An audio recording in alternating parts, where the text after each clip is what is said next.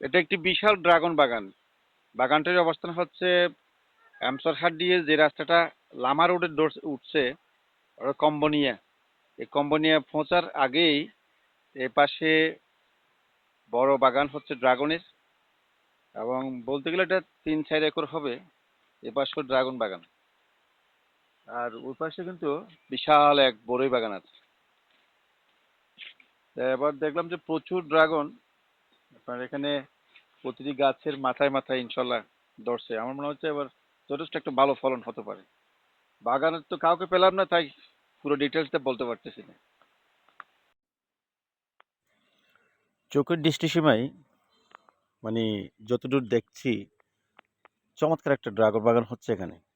আর এত যে ড্রাগন ধরেছে ভাই, এটা বলে বোঝাতে পারবো না। মানে প্রতিটি শাখা প্রশাখাতে, প্রত্যেকটা গাছের শাখাতে কিন্তু ড্রাগনের ফুল দেখলাম, এবং ড্রাগনের মুকুল এসেছে বড় বড়। এক অসাধারণ। আমার মনে হচ্ছে যে এই যেখানে আপনারা দেখতে পাচ্ছেন, এখানে প্রায় একটা গাছে 100 থেকে 150 পর্যন্ত হবে এমন ড্রাগন ধরেছে।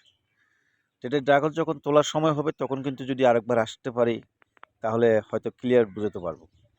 এই পার আর ওপার রাস্তার দোনো পাশে কিন্তু ড্রাগন বাগান। মানে আমার মনে হচ্ছে এই অঞ্চলের মধ্যে এর চেয়ে বড় বাগান আরেকটা হয়তো আর নেই। এখন গাছের মাঝে কথা নাকি মাশাআল্লাহ। খুব কথা চমৎকার। নাকি শোনে যত যত মাথায় এত